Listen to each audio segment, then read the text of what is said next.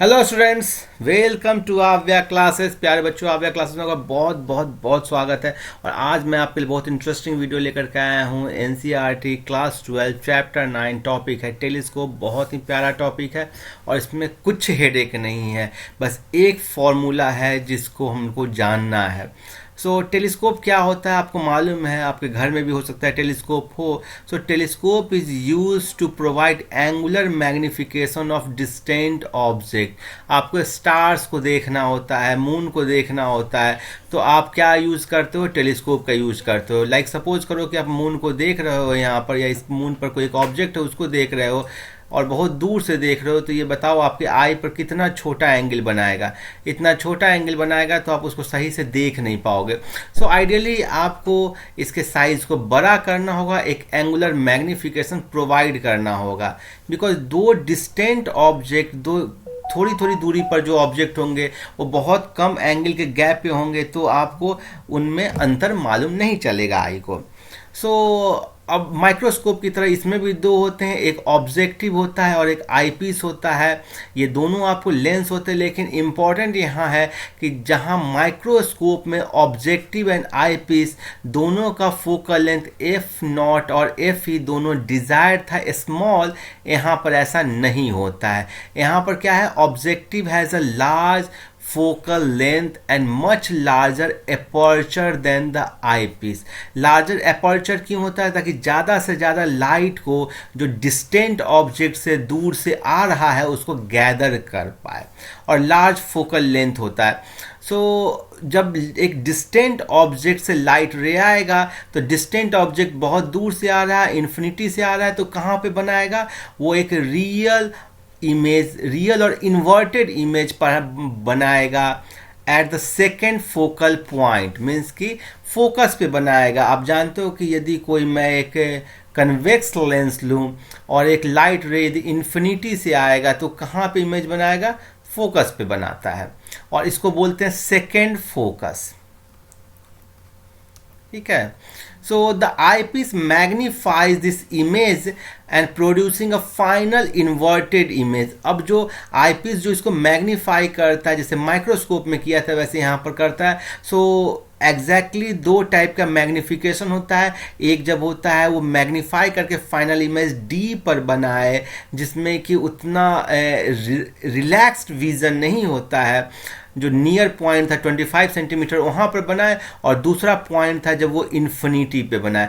यहाँ पर आपके बुक में इन्फिनिटी का ही डिस्कस किया गया है। ये जो इसके वाले का मैं फॉर्मूला जस्ट आपको बता दूंगा। आइए जो फिगर है उससे पहले हम लोग समझते हैं। यहाँ पर ये आपको ऑब्जेक्टिव लेंस है जिसका डेफिनेटली फोकल लेंथ बड़ा है, और जो आईपीस है उसका फोकल लेंथ छोटा है। इनफैक्ट जो आपको जो ट्यूब लेंथ है, इस टेलीस्कोप का जो ट्यूब लेंथ होता है वो यहाँ से यहाँ तक होता है। इट मीन्स कि टेलीस्कोप का ट्यूब लेंथ हो गया एल, आप बोल सकते हैं F O plus F E. ठीक है, दोनों के फोकल लेंथ का सम। नाउ एक डिस्टेंट ऑब्जेक्ट आएगा और यहाँ पर इसके फोकस पे बनाएगा आपको एक इन्वर्टेड इमेज। लाइक यदि ऑब्जेक्ट यदि यहाँ पर ए बी है तो इमेज बनेगा बी डैश ए डैश, और ये इसके आप फोकल पॉइंट पे है तो ये जो इमेज बनाएगा ये ऑलमोस्ट इन्फिनिटी पे बनाएगा, बहुत दूर बनाएगा। ठीक है, बहुत दूर।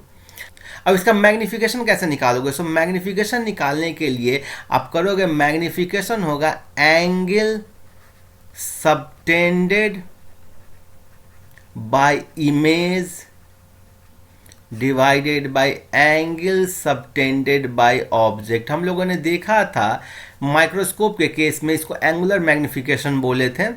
ठीक है, क्लियरली बहुत आसानी से आप बोल सकते हो एंगल सबटेंडेड बाय इमेज क्या है। ये जो है ना, ये जो लाइन यहाँ पर ऐसे दिखा है, आप इसको ऐसे भी समझ सकते हो। क्लियरली ये बीटा एंगल, यहाँ पर ये बीटा एंगल है। Angle subtended bye image, because I यहाँ पर आपको फिगर में भले ही दूर दिखाया गया है, लेकिन जो आई पीस है ना उसके एकदम क्लोज में होता है आई। सो इस केस में ये जो एंगल जो है ना बीटा यहाँ दिखाया गया यही इमेज है। आपको फिगर ये पीछे तक ड्रॉ कर पाओ इसके लिए आई को दूर दिखाया गया है। सो ये हो जाएगा बीटा, और ये जो ऑब्जेक्ट जो एंगल बना रहा है वो यही एंगल है beta by alpha. So basically आपको निकालना है बीटा बाई अल्फा का वैल्यू। अब देखो कि बीटा के लिए सबसे पहले आप अल्फा निकालते हो। सो अल्फा के लिए देखो tan अल्फा। सो tan अल्फा क्या हो जाएगा, यदि आप इस ट्रायंगल को कंसीडर करो, ये वाले ट्रायंगल को कंसीडर करोगे तो tan अल्फा हो जाएगा h डैश जो कि इमेज का हाइट है h dash divided by FO, और इसको आप बोल सकते हो बहुत दूर से आ रहा है, मीन्स कि अल्फा एंगल वेरी स्मॉल, और वेरी स्मॉल एंगल के लिए tan alpha approximately equal to alpha हो जाएगा। सो अल्फा हो गया h डैश बाई FO, इस यदि h डैश है तो। और वैसे ही यदि मैं बीटा के बारे में बात करूँ तो tan बीटा हो जाएगा h डैश बाई क्या FE, और ये आपको अप्रॉक्सीमेटली हो गया बीटा के equal. So beta by alpha हो गया h dash by FE divided by h dash by FO, that is ये हो गया FO बाई FE, यही हो गया मैग्निफिकेशन हो गया FO बाई FE। इस केस में जब इमेज फाइनल इमेज इन्फिनिटी पे बना रहा है। अब फाइनल इमेज यदि इन्फिनिटी पे नहीं बनाएगा तब भी बहुत आसान है। उस केस में ये फोकल लेंथ ये है ज़्यादा हो जाएगा, फोकल लेंथ यहाँ पर हो जाएगा, और ये जो ऑब्जेक्ट रखा हुआ है ना ये UE डिस्टेंस पे है। ये जो इमेज बना, ये जो FO पे जो इमेज बना वो इसके लिए ऑब्जेक्ट का काम करेगा, और आपको सिंपल लेंस फॉर्मूला लगाना है 1/v minus 1/u is equal to 1/FE, और v मैंने बोला सेकेंड केस में क्या है, जब v का वैल्यू आपको क्या होगा d के इक्वल होगा, और d चूंकि इंसिडेंट लाइट रे ये है पॉजिटिव, इस डायरेक्शन में निगेटिव, सो d का वैल्यू -1/d हो जाएगा, माइनस u का वैल्यू कितना आप u ही मान लो, so minus UE is equal to 1/FE, और इसको आप सॉल्व करोगे तो 1/FE plus 1/d is equal to 1/UE, और 1/FE कॉमन ले लोगे तो क्या हो जाएगा 1 plus FE by d is equal to 1/UE। अब जो मैग्निफिकेशन निकालोगे इस केस में, ये जो केस में मैग्निफिकेशन निकालोगे तो अगेन हो जाएगा बीटा बाई अल्फा, और यहाँ पर बीटा कैसे निकलेगा देखो, इस केस में tan बीटा हो जाएगा आपको h डैश बाई UE। सो अब बीटा बाई अल्फा हो जाएगा h dash by UE divided by h dash by FO, that is FO by UE। देखो उसमें क्या था FO बाई FE, इसमें आ जाएगा FO बाई UE, जहाँ पर ये यहाँ से यहाँ का डिस्टेंस UE है, वहाँ पर यहाँ उस केस में यहाँ से यहाँ का डिस्टेंस फोकल लेंथ के इक्वल था, focal length of eye piece यहाँ पर UA की इक्वल है। सो ये फिर बहुत आसानी से निकल गया। देखो ये क्या निकल के आ गया, FO बाई UE आपको निकालने के लिए देखो 1/UE का ये वैल्यू आपने निकाला है, सो ये हो जाएगा FO by FE 1 plus FE by D। देखो आपको समझाने के लिए इतना चीज़ लिखा हूँ, हालांकि ये आपके बुक में नहीं है लेकिन इससे न्यूमेरिकल इस पर है बेस्ड।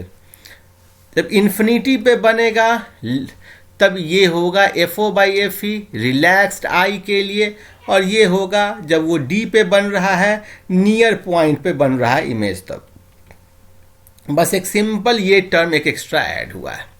सो आपको यही सारी बातें इसमें लिखी गई है, आपने देख लिया, FO बाई FE देख लिया, the magnifying power of the ratio of angle beta subtended at the eye by the final image to the angle alpha which the object subtends at the lens और the आई।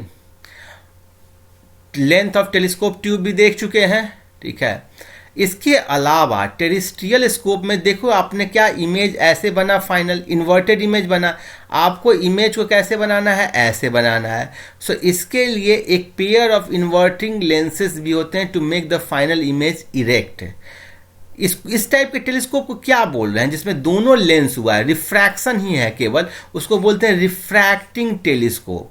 इसमें कहीं reflection नहीं है। अगला telescope हम लोग देखेंगे उसको रिफ्लेक्टिंग टेलीस्कोप बोलेंगे, क्योंकि उसमें रिफ्लेक्शन का यूज होगा। So refracting telescope can be used both for terrestrial and astronomical observations. For example consider a telescope whose objective has a focal length of 100 centimetre. General formula आपको यही use होगा, आपसे यदि कोई पूछे नहीं ना तो बाय डिफॉल्ट आप इसी फॉर्मूला को मानना। लेकिन जब आपसे एक्सक्लूसिवली पूछा जाए कि final image is formed at the near point, तब आप कर देना FO by FE 1 plus FE by D। ठीक है, ये न्यूमरेटर में है 1 प्लस FE बाई D। ठीक है, so and eye piece has a focal length of 1 centimetre, then magnifying power telescope का कितना हो गया, देखो 100 बाई 1 डेट इज 100। देखो इसमें 100 टाइम्स है ऑब्जेक्टिव का फोकल लेंथ आई पीस की तुलना में। तुम समझ सकते हो कितना डिफरेंस होता है। सो एक्चुअल में ऐसा टेलीस्कोप जिसका मैग्नीफाइंग पावर 100 हो, उसमें एक स्टार्स, पेयर ऑफ स्टार्स को कंसीडर करो जिसके बीच का सेपरेशन 1 मिनट हो। 1 मिनट होता है आपको 1/60 डिग्री। सो 1/60 डिग्री हो तो आपको टेलीस्कोप में दिखाई देगा कितना एंगल से वो सेपरेटेड है, magnification into 1/60 that is 1.67 degree. अब कोई 1/60 डिग्री से हो तो आप उसमें तो अंतर समझ ही नहीं पाओगे, लेकिन यदि 1 डिग्री से है या 100 टाइम्स बढ़ जाएगा तो उसके अंतर को आप समझ सकते हो। सो यही सारी बातें हम लोग समझ लिए जल्दी से, कोई टफ नहीं था, बहुत आसान था। और देखो main consideration with the telescope is its light gathering power and resolution और रिजॉल्विंग पावर। रिजॉल्विंग पावर है, लाइट गैदरिंग पावर आपको एरिया ऑफ जो एपर्चर पे डिपेंड कर रहा था। सो लार्जर डायमीटर्स लेंगे तो फेंटर objects can also be observe, बहुत जो स्मॉल लाइट का है वहाँ से भी लाइट आ जाएगा। और रिजॉल्विंग पावर मतलब क्या होगा, ability to observe two object distinctly. ठीक है, जो बहुत क्लोज है उसको आप डिस्टिंक्टली समझ पाओ, जैसे एक यहाँ पर है और एक यहाँ पर है। यदि रिजॉल्विंग पावर अच्छा है तो ये दोनों आपको अलग अलग दो दिखेगा, अदरवाइज दोनों आपको एक ही दिखेगा। सो रिजॉल्विंग पावर हो गया कि दो क्लोज ऑब्जेक्ट को डिस्टिंक्टली आपको समझना है। और इन सब के लिए आपको ऑब्जेक्टिव लेंस का लार्ज डायमीटर होना चाहिए, मतलब ऑब्जेक्टिव लेंस का लार्ज फोकल लेंथ भी होना चाहिए और लार्ज डायमीटर भी होना चाहिए। और लार्ज डायमीटर का लेंस से 2-3 इशू आ जाते हैं। पहला इशू हो जाएगा कि इसको बनाना एक्सपेंसिव होगा।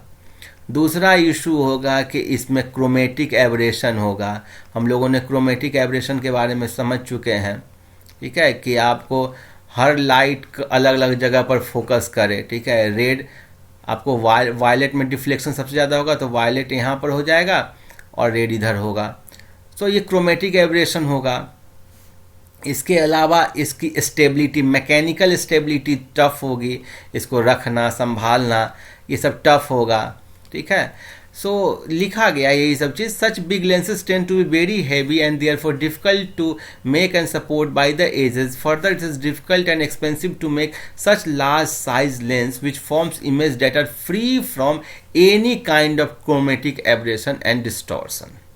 For this reason, इसके रीजन के कारण modern telescope uses concave mirror use करते हैं instead of objective lens, instead of convex lens for the objective, and this is called as reflecting telescope. So ऐसा टेलीस्कोप जिसमें objectives mirror होते हैं वो आपको क्या कहलाता है, रिफ्लेक्टिंग टेलीस्कोप। सो यदि लेंस होगा तो रिफ्रैक्टिंग टेलीस्कोप, और यदि आपको मिरर और लेंस रहेगा तो क्या कहलाएगा, रिफ्लेक्टिंग टेलीस्कोप। क्लियर है, समझ गए होगे। सो इसमें क्या होता है, क्या क्या फायदा है, no chromatic aberration, mechanical support is much less. ठीक है, बिकॉज मिरर का वेट बहुत कम होता है लेंस की तुलना में। और फिर क्या है, लेकिन इसमें प्रॉब्लम क्या चीज़ है, सबसे बड़ा प्रॉब्लम इस फिगर से आपको समझ में आ जाएगा। सबसे बड़ा इसमें प्रॉब्लम क्या है कि जैसे ये देखो, ये ऑब्जेक्टिव मिरर है, लाइट रे आया, ये एक सेकेंडरी मिरर को भूल जाओ। यदि सेकेंडरी मिरर नहीं रहेगा तो लाइट रे यहाँ पर आकर के फोकस हो गया अंदर में। अब यहाँ पर लाइट रे फोकस हुआ तो देखने के लिए आदमी को भी इधर ही रहना होगा, और ये जो लेंस है ना, आई पीस लेंस, इसको भी लाइट जो कि इससे मिरर से लेंस को आई पीस पे आना है तो आई पीस को भी अंदर में रहना होगा। इट मीन्स कि ये चीज़ ना थोड़ा इसके ये जो लाइट रे को ना ऑब्स्ट्रक्ट करेगा। So one obvious problem with the reflecting telescope is that objective mirror focus light inside the telescope tube के अंदर में ही लाइट को फोकस करेगा. So one must have eyepiece and observer right there obstructing some light depending upon the observer case.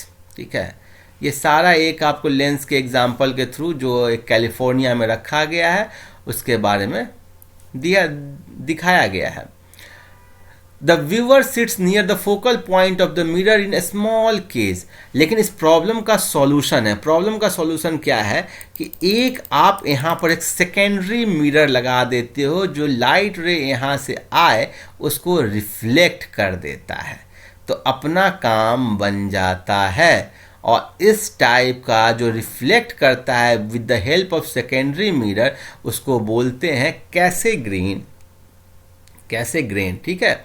So one such arrangement using convex secondary mirror to focus the incident light ray which now passes through a hole in the objective primary mirror is shown in the figure. So clearly ये जो secondary mirror है इस light रे को reflect किया और ये आई piece ने यहाँ पर गैदर कर लिया और यहाँ पर से इसका फाइनल इमेज बन गया. This is known as Cassegrain telescope after its inventor. It has advantage of large focal length in a short telescope. The largest telescope in India is Kavalur, Tamil Nadu. It is a 2.34 diameter reflecting telescope. ठीक है. So reflecting telescope specially जो Cassegrain होता है वो अच्छा होता है. इस पर एक आध ऑब्जेक्ट इस पर एक आध आपको प्रॉब्लम भी है. ठीक है, उसका भी अच्छा सॉल्यूशन मैं बताया हूँ. It was ground polished setup and being used by the Indian Institute of Astrophysics, Bangalore. The largest reflecting telescope in the world are the pair of Keck telescope in Huawei, USA, with a reflector of 10 meter in diameter. सो अब इसका आपको magnification क्या होता है, तो जो magnification का formula आपने देखा है, ठीक है, आपको सेम रहेगा. ठीक है. सो FO/FE होगा when image is formed at the infinity. And secondly यदि इमेज आपको इन्फिनिटी पे फॉर्म नहीं हो रहा है तो क्या होगा, FO/FE 1 + FE/D. ठीक है. सो मेरे ख्याल में समझ गए होगे, इसमें कोई बहुत बड़ा चीज़ नहीं था, बहुत ही आसान था ये टेलीस्कोप. और ये वीडियो आपको अच्छा लगा होगा. यदि आपको कोई भी डाउट हो तो मुझसे कमेंट करके पूछिए. हम लोग अगले वीडियो में अगला चैप्टर देखेंगे. आपको कुछ भी डाउट हो मुझसे कमेंट करके पूछिए. Keep watching. Happy learning. Thank you.